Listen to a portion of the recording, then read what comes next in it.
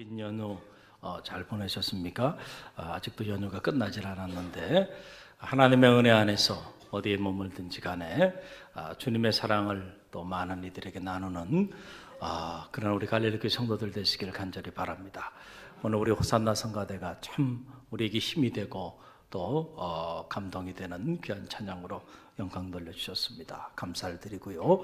우리 옆에 있는 성도들 바라보면서 마음을 담아서 사랑합니다 고백하며 인사 나눕니다. 사랑합니다. 할렐루야. 사랑합니다. 할렐루야. 그래요. 주님의 사랑이 언제나 가득 넘치기를 바랍니다. 이 오늘 말씀은 우리가 잘 알고 있는 이 부자와 거지 나사로에 관한 그런 비유의 말씀입니다. 여러분 언뜻 보면 이 비유의 주인공은 인생 역전을 이룬 거지 나사로인 것처럼 이렇게 보입니다. 그러나 우리가 이 말씀을 읽고 또 읽어보면 정말로 이 비유의 말씀의 주인공이 거지 나사로가 아니라 부자와 그의 5형제임을 알게 됩니다.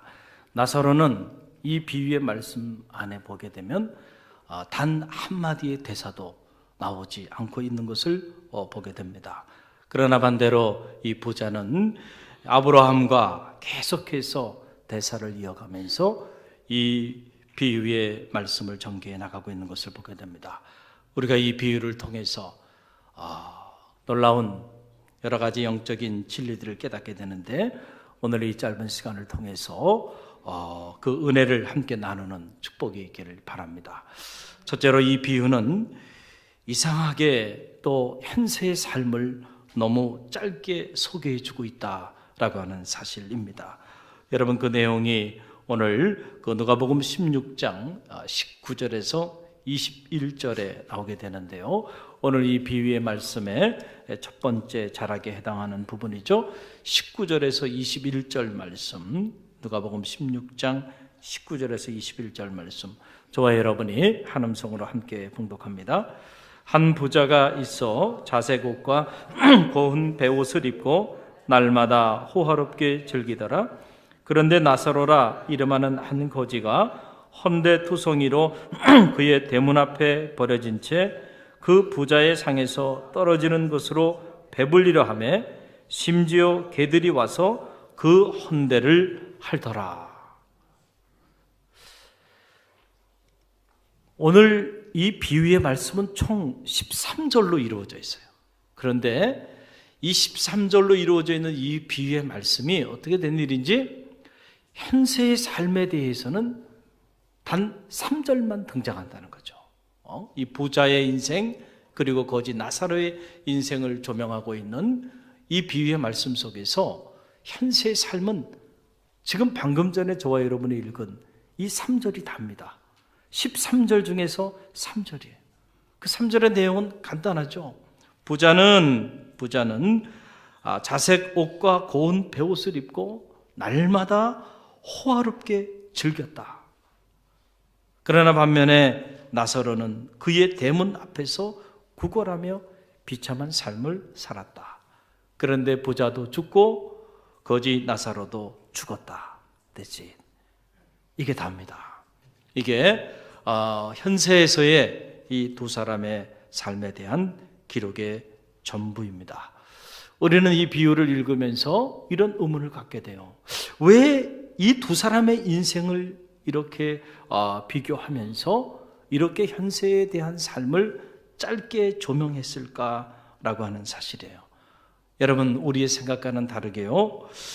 진짜 우리의 인생은 현세가 아니라 내세에서부터 시작된다는 사실을 암묵적으로 오늘 비유의 말씀은 우리 가운데 계시해 주고 있기 때문에 그렇다라고 하는 사실이에요. 우리는 생각해요. 이 땅의 삶이 다라고 생각해요. 이 땅의 인생이 우리 인생의 전부라고 생각해요. 그런데 그게 아니다는 거예요. 이 땅의 삶은 나그네의 여정길에 불과합니다. 잠시 왔다 지나가는 나그네의 여정길에 불과해요. 번향을 향하여 나아가는 순례자의 여정길에 불과하고요. 진짜 우리의 삶은 이 현세가 아니라 내세에서부터 시작된다라는 사실을 여러분 기억하시길 바랍니다. 여러분, 많은 성도들이 믿음의 길을 걸어가면서도, 심지어 우리 그리스도인들조차도 이런 분명한 인생론을 갖지 못하고 신앙의 길을 걸어가는 이들이 많이 있는 것이 사실입니다. 이 땅의 삶이라고 하는 것은 어찌 보면 한여름밤에 꿈을 꾸는 것 같은 일각의 순간을 우리가 살아가는 것에 불과하다라고 하는 거예요. 우리 인생 전체로 본다고 한다면 어떻게 보면 우리 생애 전반전도 되지 않는, 그저 앞부분 초입부에 불과한 그러한 부분임에 틀림이 없다라고 하는 사실이죠. 그래서 일찍 이 사실을 알았던 다윗은 시편 90편을 통해서 우리에게 그의 인생론을 이렇게 전해주고 있습니다. 주께서 사람을 티끌로 돌아가게 하시고 말씀하시기를 너희 인생들은 돌아가라 하셨사오니 주의 목전에서는 천년이 지나간 어제 같으며 밤의 한 경점 같을 뿐이니라. 우리의 연수가 70이요 강간하면 80이라도 그 연수의 자랑은 수고와 슬픔뿐이요 신속히 가니 우리가 날아가나이다. 우리에게 우리 날수 계수함을 가르치사 지혜의 마음을 얻게 하소서. 아멘. 참 지혜의 마음이 어떤 마음인가? 우리 인생에 끝이 있음을 아는 것이 지혜임을 믿으시길 바랍니다. 그리고 오늘 우리가 이 땅에 이 현세의 삶을 살아가는 이 삶이 하나님 앞에서는요, 천년이 하루도 되지 않는 한 밤의 한 경점에 불과하다 이렇게 말했는데, 우리의 연수가 여러분 강건하면 80이라는, 우리의 연수가 70이요 강건하면 80이라도 신속히 간다. 그러니까 이 땅에서 머무는 시간은 100년도 되지 않는 거예요. 그런데 천년이 한밤의 한 경점 같은 시간이다, 주님 앞에서는. 그렇다고 한다면 이 땅에서 머무는 우리의 100년도 되지 않은 이 짧은 생은 한밤의 한 경점도 되지 않는 그런 일각의 순간을 우리가 살다가 가게 된다라고 하는 사실입니다. 이 짧은 생에도 여러분, 우리는 그 끝을 알지 못하고 살아가고 있어요.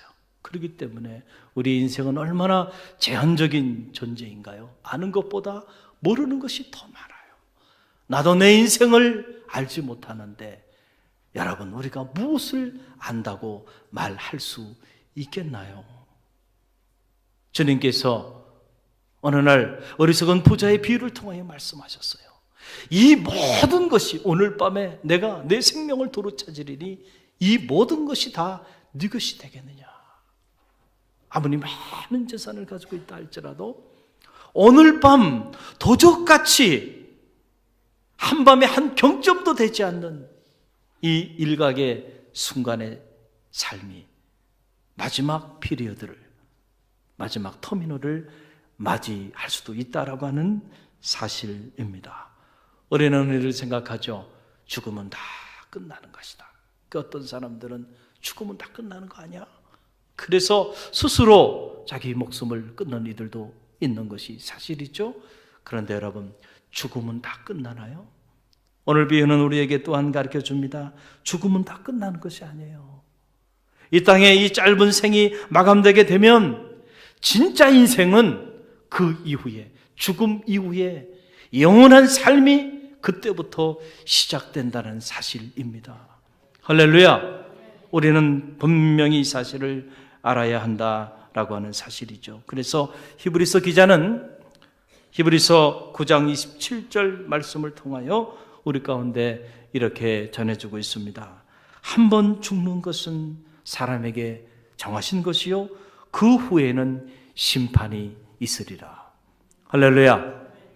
이 짧은 나그네의 정길을 지나고 이제 우리가 언제일지 알지 못하지만 도적같이 우리에게 이 땅의 삶을 마감해야 되는 시간이 반드시 오게 되는데, 그때에는 단독자로 하나님 앞에 알곡과 쭉정이가 갈라지고 염소와 양이 갈라지는 공의로우신 하나님의 심판대 앞에 오늘 우리가 서게 된다라고 하는 사실이에요.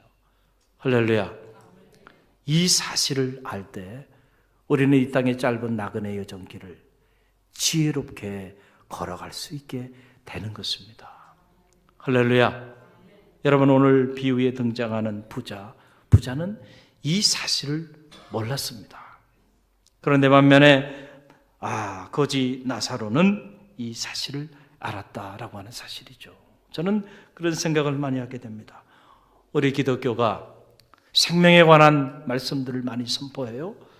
그러나 생명에 관한 말씀을 많이 선포하는 만큼 죽음에 관해서도 선포해야 한다라고 저는 믿습니다. 할렐루야. 우리는 죽음에 대해 너무 부정적으로 생각해요. 그러다 보니까 죽음을 타부시해요. 그러다 보니까 죽음을 묵상하지 않아요. 그리고 죽음에 대하여서도 더 이상 메시지를 선포하지 않는 경우들이 많이 있는데, 죽음을 선포해야 돼요. 할렐루야. 왜냐하면 우리 모두는 다 죽음을 맞이하게 돼 있어요. 어떻게 죽음을 맞이할 것인가?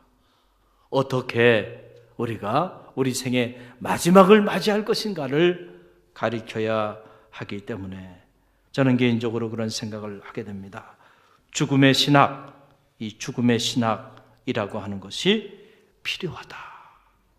그래서 죽음을 깊이 묵상할 때에 비로소 이 짧은 여정, 우리에게 주어진 이 땅의 삶이 보다 의미 있고 가치 있는 삶으로 드러나게 된다라고 하는 사실입니다. 오늘 비유의 말씀 보게 되니까 부자도 죽었습니다. 나사로도 죽었어요. 그런데 그들의 삶은 완전히 둘로 갈라지게 됐습니다. 부자는 음부에서 타는 목마름으로 고통 가운데 죽고 싶어도 더 이상 죽을 수 없는, 요한계시록에 의하면 둘째 사망에 이르게 됐다라고 하는 사실이고, 나사로는 아브라함의 품에 안겨 영원한 안식을 누리게 됐다라고 하는 사실입니다. 둘째로 오늘 이 비유는 자칫 부자와 가난한 자에 대한 잘못된 편견을 우리에게 가져다 줄 수 있는 그런 여지가 있는 그런 비유의 말씀입니다. 빈자와 부자의 이 이중적인 도식이 우리로 하여금 그런 잘못된 편견을 갖게 해요. 그러나 그것은 기독교적인 영성이 아니죠. 기독교는 부자와 가난한 자와 부자를 대척점에서 서로 상반된 대립적인 구조로 그렇게 설명하고 있지 않습니다. 기독교 경전은 부 자체를 부정하지 않아요. 할렐루야. 여러분, 부자 되십시오. 할렐루야. 네. 우리가 신명기서를 읽어봐도요, 하나님의 이 신명기의 축복을 보게 되면 언제나 물질적인 축복이 함께 동반하고 있는 것을 보게 돼요. 그것을 우리가 땅의 영성, 땅의 신학이라 그래요. 새 하늘과 새 땅을 주시는 분. 할렐루야. 여러분, 그런데 문제는 부 자체의 문제가 아니고 이 부 때문에 우리가 스스로 교만해지고, 이 부 때문에 하나님과 우리의 관계가 멀어지고, 이 부 때문에 우리가 우리의 육체의 연락을 쫓아 살아가는, 죄를 범하는 수단으로, 도구로 전락될 때 그 부는 일만 악의 근원이 된다라고 하는 사실입니다. 여러분, 칼을 생각해 보세요. 이 칼은요, 누구의 손에 그 칼이 들려져 있는가, 그리고 어떤 목적으로 이 칼이 사용되느냐에 따라서요, 이 칼이 유용하기도 하고 무서운 도구가 될 수도 있다는 거예요. 외과 의사의 손에 여러분 잡혀 있는 칼은 생명을 살리는 칼입니다. 할렐루야. 저녁이 돼서 사랑하는 가족들을 위해서 저 주방에서 어머니가 음식을 장만하기 위해 사용하는 그 칼 역시 우리에게 따뜻한 사랑의 만찬을 제공해주는, 여러분, 감사의 칼이잖아요. 그런데 그 칼이 강도의 손에 살인마의 손에 칼이 붙잡혀 있다면 얼마나 끔찍한 도구가 되나요? 물질도 그런 거예요. 물질도. 우리가 이 물질을 어떻게 사용하느냐에 따라 이것이 끔찍한 일만 악의 근원이 되는 그런 도구가 될 수도 있고요. 우리가 이 물질을 어떻게 사용하느냐에 따라 이 물질 때문에 정말 하나님을 영화롭게 하는 역사가 나타날 수도 있다는 사실을 알아야 한다라고 하는 사실이죠. 오늘 비유에 등장하는 부자는 안타깝게도 돈이 많았어요. 얼마나 많았으면 주님께서 그를 부자라고 말했을까. 그런데 그가 가지고 있는 그 많은 재산을 가지고 그는 하나님을 영화롭게 하는데 그 재물을 사용하지 않았어요. 오히려 오늘 이 짧은 비유의 말씀을 보게 되니까 삼락, 세 가지 육체의 쾌락을 즐기는데 이 재물을 도구로 사용하였다. 자색옷과 고운 베옷을 입고 날마다 호화롭게 연락했다. 그러니까 무슨 말이에요? 잘 입고 잘 먹고 그리고 잘 놀았다. 이런 얘기 쉽게 말씀드리면 자신이 가지고 있는 재물, 이 물질을 가지고 그런 자기 잘 입는데 잘 먹는데 그리고 잘 노는데 사용했다. 그래서 여러분, 그는 이 땅에서 아주 짧은 현세의 삶에서는 성공한 사람일 줄 모르지만 그러나 영원한 내세에서는 가장 비참한 인생으로 그의 인생이 오늘 전락하고 마른 겁니다. 반면에 여러분, 오늘 우리가 자칫 그렇다고 한다면 가난은 다 좋은 것인가? 가난에 대하여 미워하고 가난을 추앙하자는 얘기가 아니죠. 여러분, 가난 때문에 여러분들이 내가 많이 가지지 못한 것 때문에 나보다 더 많은 것을 가진 사람들에 대하여 불평하고 원망하고 시기하고 질투하고 그리고 이 가난 때문에 여러분들이 하나님을 영화롭게 하지 못하고 오히려 하나님을 원망하며 하나님 곁을 떠난다고 한다면 그 가난이 또한 일만 악의 죄가 될 수도 있다는 사실을 기억하시기를 바랍니다. 저는 말하기는 가난이 오히려 여러분의 삶을 겸손하게 만들고 그리고 그 가난이 이 땅의 이 짧은 나그네의 여정길에 너무 집착하지 않고 영원한 본향을 바라볼 수 있는 그런 영성을 갖고 그 세계를 바라보며 나가는데 여러분들이 일조한다고 한다면 그 가난이야말로 복된 가난이고 그 가난이야말로 축복의 가난임을 저는 믿습니다. 중요한 것은 오늘 우리가 부자로 사느냐 가난하게 사느냐 이게 중요한 것이 아니고요. 어떻게 사느냐라고 하는 것이 중요하다라고 하는 사실이죠. 소유가 중요한 게 아니에요. To have 아니라는 거예요. 존재가 중요하다. 어떻게 살아가느냐 To be 그거에 따라서요. 이 땅의 짧은 현세의 삶이 마감하고 이제 영원한 삶이 우리 가운데 전개되게 되는데 그 영원한 삶에 우리가 음부의 자리에 내려가게 될 것인지 아니면 하나님의 품에 안기게 될 것인지가 결정되어진다라고 하는 사실을 우리는 꼭 기억해야 할 것입니다. 또 오늘 이 비유가 우리에게 던져주는 또 하나의 메시지는 이것입니다. 가만히 이 비유의 말씀을 읽어보면 부자가 정말 자기 가족을 많이 사랑했구나, 끔찍하게 사랑했구나 라고 하는 것을 알게 됩니다. 그런데 안타깝게도 그 사랑이 너무도 제한적 사랑이었고 그 사랑이 잘못된 사랑이었고 왜곡된 사랑이었기 때문에 안타까움이 오늘 우리에게 있는 것이죠. 여러분, 이 부자가 자기 가족, 자기 형제들을 얼마나 사랑했는지 오늘 우리는 성경을 읽으면서 이 비유의 말씀을 읽으면서 깨닫게 돼요. 사람이 그렇잖아요.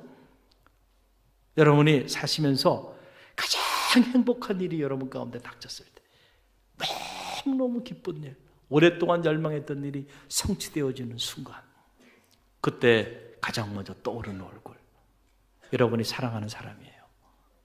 반대로 여러분이 너무너무 힘들고 어려운 그런 고난의 시간, 고통의 시간에 던져져 있을 때 그때 떠오르는 얼굴, 그 얼굴도 여러분이 정말 사랑하는 사람의 얼굴이죠. 할렐루야. 마음에 이렇게 와닿지 않습니까? 공감이 안 됩니까? 여러분의 자녀들 군대 다 보내잖아요. 저도 군대 갔다 왔는데요. 군대 가면요, 훈련소에서 이 사회에서 입었던 옷들을 다 돌려보내요. 집으로 다 돌려보내요. 그 돌아온 옷을 붙잡고 이 땅의 모든 어머니는 또 통곡하며 우는 거 아닙니까? 군대 입대해서 훈련을 합니다. 훈련이라는 건 다른 게 아니에요. 육체적으로, 정신적으로 한계 상황에 집어넣는 거예요. 한계 상황에. 그 한계 상황에 들어갈 때 사람이 강해지는 거거든요. 할렐루야. 그런데 그 한계 상황 속에 들어가서 훈련을 하다 보면 그때 떠오르는 얼굴이 있어요. 누가 떠올라요? 엄마가 보고플 땐 딴딴딴딴 어머니, 그런 거 아니에요. 어머니의 얼굴이 떠오른다니까요. 어머니 얼굴이 떠나. 이 땅의 아들들이 그 고난의 자리에서 애인도 아니고요, 친구도 아니고요, 가장 먼저 떠오르는 얼굴, 어머니요. 어머니 얼굴이 떠오르는 거예요. 왜냐하면 어머니를 너무 사랑하니까. 모든 아들이 어머니를 얼마나 사랑하나요? 할렐루야. 우리가 이런 고난 가운데 있게 되면요, 그때 떠오르는 그 얼굴이 정말로 내가 사랑하는 이 얼굴인 거예요. 오늘 보세요. 이 부자가 음부의 자리에 내려갔다. 그래서 음부의 고통이라는 건 성서는 말할 수 없는 고통이다, 끝없는 고통이다, 끔찍한 고통이다라고 말을 하고 있는데, 이 말할 수 없는 끝없는 끔찍한 고통을 당하고 있는 이 음부의 자리에서 이 부자의 마음속에 떠오르는 얼굴이 있었는데, 자기 가족, 자기 형제들이에요. 5명의 형제들이 떠오른 거예요. 보니까 자기는 지금 죽어서 이 음부에서 정말 타는 목마름으로 그 혀에 물 한 방울 도움을 받지 못하고 고통 가운데 신음하는데, 아직 현세에 살아있는 자기 형제, 5명의 형제들이 생각이 난 거예요. 우리 형제들이 나처럼 이곳에 오면 안 되는데, 그 형제들을 끔찍이 사랑하지 않았다고 한다면 그 음부에 감당할 수 없는 고통의 자리에서 그 형제들을 위하여 중보하고 그 형제들을 위하여 간청하며 기도했겠는가라고 하는 사실이죠. 끔찍이 사랑했던 거예요. 그런데 오늘의 안타까움은 그 사랑이 때가 늦은 사랑이었다는데 오늘 우리의 문제가 있는 것이죠. 때가 늦은 거야. 내가 다시 살아나서 현세로 가서 우리 형제들에게 이런 세계가 있다고 다 얘기해 주면 될 텐데 그것도 안 된다는 거예요. 그러면은 저 하나님의 품에 안겨 있는 나사로를 좀 보내가지고 우리 형제들이 이런 곳에 오지 않도록 좀 가르쳐 주면 안 되겠는가?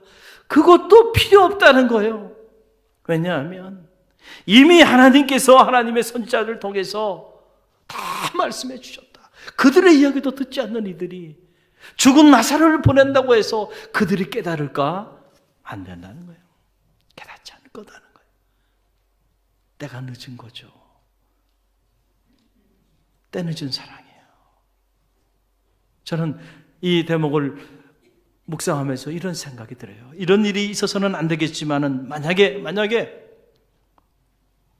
반대로 우리가 이 땅에 짧은 나그네 전길을 마감하고 하나님의 품에 우리가 영원한 안식을 누리게 되는데 나사로처럼, 그런데 우리가 너무나도 끔찍이 사랑하는 우리 자녀들이 저 음부의 자리에 들어가서 말할 수 없는 그 죽음의 고통 속에서 신음하면서 타는 목마름으로 살려달라고 고통하고 있다고 한다면 여러분 어떻게 감당할 것인가? 라고 하는 사실이에요. 할렐루야. 때를 놓치지 마시길 바랍니다. 여러분의 가족에게 복음을 전할 수 있을 때에 복음을 전하세요. 그래서 이 부자의 사랑은 왜 제한적이고 잘못된 사랑이고 왜곡된 사랑이냐라고 한다면, 때가 늦었다는 거, 또 하나는 이 부자의 형제 사랑은 너무도 육적인 사랑이었다. 그 음부의 자리에서 고통을 당하면서까지 생각냈던 그 5 형제, 얼마나 끔찍이 사랑한 거예요. 그렇다고 한다면 성경엔 자세히 나와 있지 않지만 그가 날마다 호화롭게 먹고 즐기고 엔조이하면서 자기 삶을 호화롭게 연락할 때에 아마도 충분히 추측이 가능해요. 그 5 형제들, 그 가족들 다 불러놓고 말이죠, 마음껏 그들과 인생을 연락했을 거예요. 그런데 그 사랑은 육적인 사랑에 불과했어요. 영적으로 자기 형제들을 사랑하지 못했어요. 이것이 부자의 사랑의 안타까움이에요. 저는 말하기는 여러분의 자녀와 여러분의 가족을 육적으로 사랑할 뿐만 아니고 영적으로도 사랑할 줄 아는 지혜가 있기를 주님의 이름으로 간절히 축원드립니다. 더 나아가서 그 사랑이 때를 놓치지 않는 사랑이 되기를 주님의 이름으로 간절히 축원드립니다. 또 하나, 이 부자의 사랑이 오늘 왜곡된 사랑이고 이 부자의 사랑이 제한적인 사랑이고 라고 말씀을 드린 이유는 이거예요. 자, 이 부자가 이렇게 자신이 가지고 있는 재화를 가지고 가족들과, 자기 가족들과 함께 날마다 연락하며 그렇게 인생을 즐겼는데 어떻게 된 일인지 오늘 성경에 보게 되니까 그의 대문 앞에 이렇게 기록되어 있어요. 지금 우리로 말하면 이 도봉구도 아니고요, 저 강남에 사는 어느 거지 나사로에 대한 얘기를 하는 것이 아니고 우리 집 문 앞에, 대문 앞에 성경 그대로 표현하면 버려진 채 헌대를 앓고 지나가는 개가 그 헌대를 핥을 정도로 마치 쓰레기 더미처럼 그렇게 버려져 있는 거지 나사로. 그 거지 나사로는 돌보지 않았다는 거예요. 그의 사랑의 영역 안에는 자기 집 앞에 이렇게 비참하게 버려져 있는 거지 나사로의 이 현실은 이 부자의 사랑의 영역 안에 들어오지 않았다는 거예요. 저는 바라기는 우리 가정의 달이죠. 여러분의 가족을 육적으로 많이 사랑하시길 바랍니다. 우리가 육적으로도 사랑하지 못한다고 한다면 가족이 아니죠. 그러나 그 사랑이 거기만 머물러 있다고 한다면 오늘 우리가 어찌 성도의 사랑이라고 말할 수 있겠는가?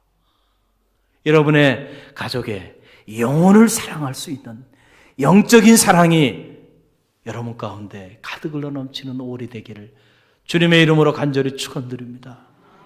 더 나아가서 여러분의 사랑이 여러분의 이런 가족의 영역 안에만 갇혀있는 사랑이 아니라 오늘 우리 시대에 우리의 사랑을 절실히 필요로 하는 이 시대의 나사로까지도 사랑하는 그런 사랑이 되길 바랍니다. 우리는 가족끼리 너무 행복한 시간들을 보내요. 그런데 우리 가장 가까운 곳에 가족을 잃어버리고 홀로 머무는 독거노인을 비롯해서 얼마나 가족의 품을 그리워하는 많은 이들이 우리 주변에 있는지 돌아보는 지혜가 있기를 주님의 이름으로 간절히 축원드립니다. 여러분, 우리나라가 출생률 역대 최저치를 기록하면서 그냥 물리적인 차원에서도 다음 세대가 지금 그냥 가만히 둬도 무너져 내리고 있는 이런 때를 맞이했어요. 그런데 더 안타까운 일은 뭐냐면 우리 자녀 세대에서 더 이상 아이들을 낳지 않는다는 거, 여러분 그것도 참 안타까운 일이지만 그나마 낳은 아이들도 제대로 키우지 못하고 버린다는 거예요. 버린다는 거야. 아이들을 버린다는 거예요. 그래서 한 해에 버려지는 아이들만 4,500명이 된다는 거예요. 이 땅에. 얼마나 안타까운 일이에요. 유기견도 문제죠. 그러나 유기견보다 더 큰 문제는 유기아동이에요. 자기가 낳은 아이 감당하기 어려우니까 길에다 갖다 버리고 쓰레기통에 갖다 버리고 여기저기 갖다 버리는 거예요. 그래서 베이비박스라고 하는 사역이 새롭게 한국 사회에서 만들어지는 거예요. 이게 뭔지 아세요? 아이들을 그냥 감당할 수 없어서 그냥 길바닥에 버리거나 어리쓰레 더미에 버리거나 산속에 버리거나 이렇게 버리지 말고 그 아이가 이렇게 버려줄 수 있는 박스를 마련해 줘서요, 그 박스 안에다 좀 버리라는 거야. 그리고 버릴 때 이 아이가 언제 태어났는지 출생 연도일이라도 좀 적어주면 그래야 입양을 시킬 수가 있거든요. 그 사역을 하는 거예요. 그 사역이 지금 새롭게 한국 사회 안에서 이렇게 자리를 가지면서 그 사역 운동들이 막 전개되고 있어요. 얼마나 안타까운 일인지 모르겠어요. 사랑하는 성도 여러분, 가정을 잘 지키시기 바랍니다. 할렐루야. 먼저 우리 성도들이 성도의 가정들을 잘 지켜서 육적으로도 부족함이 없이 사랑하고 더 나아가서 영적으로 더 여러분들이 깊이 있게 사랑하시고 더 나아가서 우리의 가족 공동체의 영역이 누가 내 형제며 누가 내 자매냐, 주님께서는 육적인 차원의 가족의 범위를 확장시키셨잖아요. 우리의 사랑을 절실히 필요로 하는 또 다른 가족들이 나사로처럼 우리 주변에 버려져 있는 이들이 있지는 않은지를 돌보고 그들까지도 품는 그런 부자들이 다 되시기를 주님의 이름으로 간절히 축원드립니다. 우리는 모두 다 이처럼 짧은 인생의 나그네의 여정길을 지금 지나고 있습니다. 이 영원한 본향을 준비하는 지혜가 있기를 바라고, 이 부자의 안타까운 삶의 모습이 우리 모두의 삶이 되지 않기를 주님의 이름으로 간절히 축원드립니다. 다 같이 기도합니다.